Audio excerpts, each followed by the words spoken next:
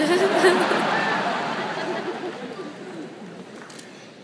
one of you sitting out there tries to use this graduation as a Mother's Day gift, I hope you get punched in the mouth by an arthritic woman, and as she's feeling the pain, she says, yes.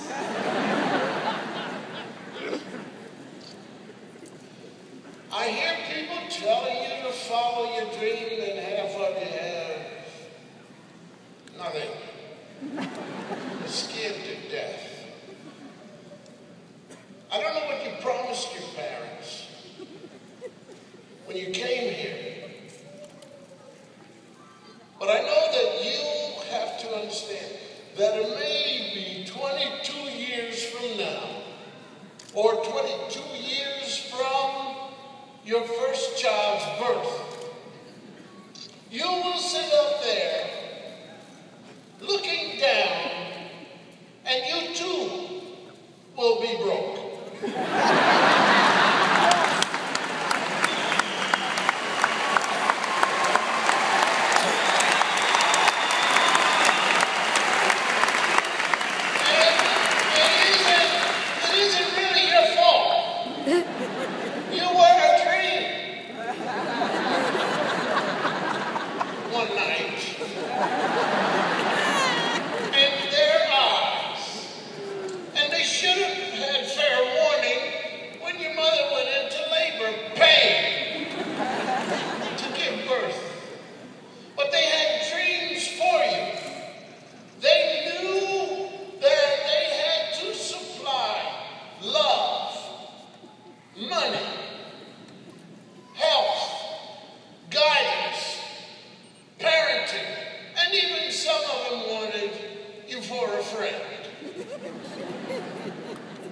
That no longer exists. Nobody wants a friend who has no job. Nobody wants a friend who keeps begging and saying, I know, I know, I know. Your parents are not James Brown. They're tired of saying, get up.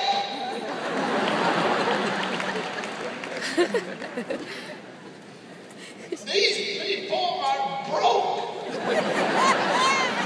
They had a dream that you would graduate from high school, that you would then go to college, try hard, get A's so you can have a scholarship. But you persevered. You said, what is an A? What is a B? I have to have a normal campus life. And they're broke. Then you had to have a car. The subway let you out right in front of the place you live in. You had to have a car.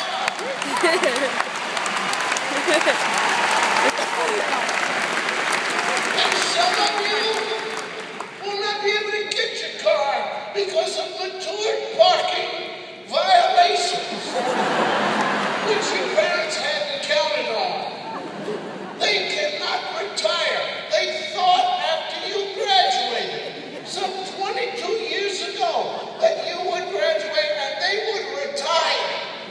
They have no retirement money, and whatever they have, you think should go to you. Many of you are coming back home. Yeah, you.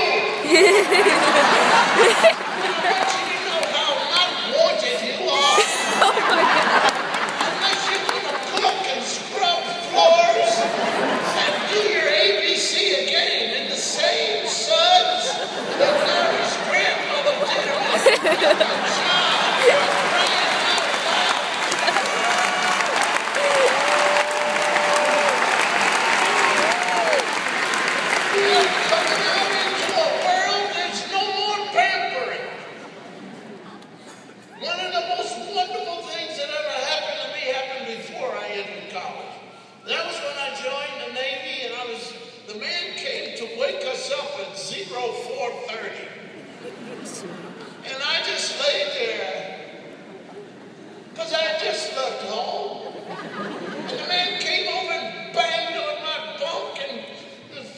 above me jumped out, and I just looked at this man, thinking to myself, he's very rude. But I belong to the United States Navy. It's a different thing altogether. And this man looked at me and he said, I'm not your mother. And I wanted to punch him in the mouth and knock him out, but I knew they would put me someplace because I belong to the United States of America. They can do what they want to do. But you're going to go home, some of you, because your mother will allow it. Your father doesn't want you there. Your sisters, your brothers, they don't want you there. They want to know why you're coming back home. Some of your parents are wondering why you need to go to graduate school. Why do you need a master's degree? Why do you need a doctorate? You need a job. Well,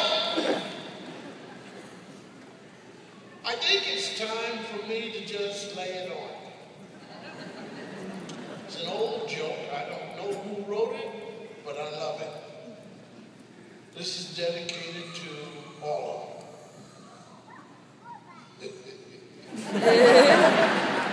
It's the pearly gates, and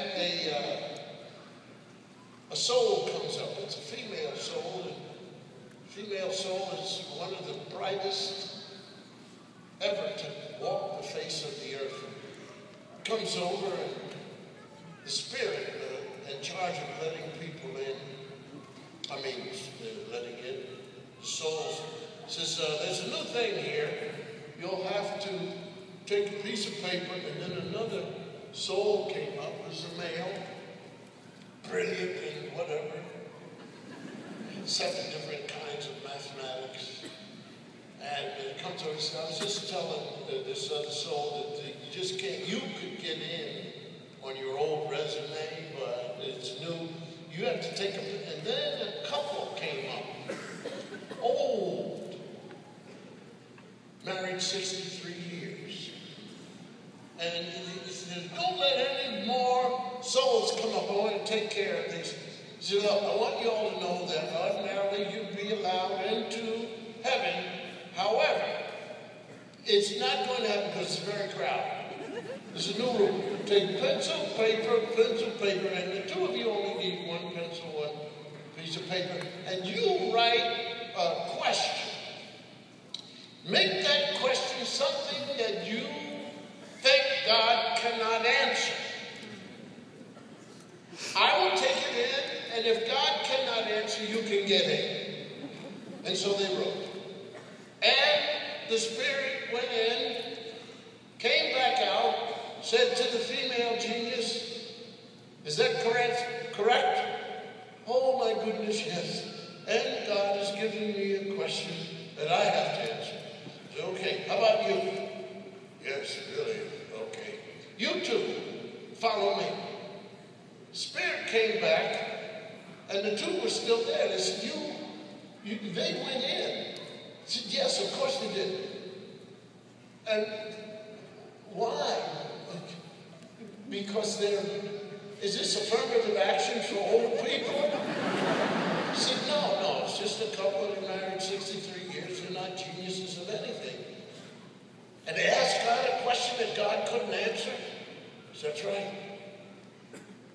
Could you tell us what the question was? And of course, they asked God when their children were going to get their act together.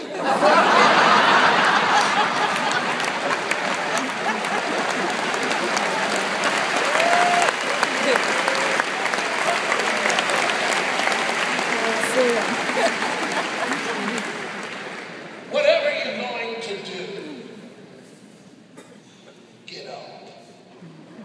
Get up and do what you're supposed to do. Do what you know you're supposed to do. Quit blaming yourself for being yourself, for not having yourself. This is it. And this is all we ever ask. We will hug you and kiss you at the end of all of this, but we're still looking at you.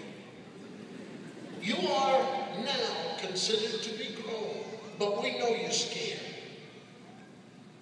We want you to think, and we want you to use reason, and we want you to take your education, and we want you to think back to the things that you should have taken with you. Remember those professors who gave to you. You know, the ones that you just decided you're going to try and take a C. A C. One of my ideas of a C student, they got a tumor, brain tumor. They're wheeling me into the operating room, and they slide me from the gurney to the operating table. And the masked human comes over and says, "My name is Dr. So-and-so. Don't worry about a thing. I know 74% of what I'm doing."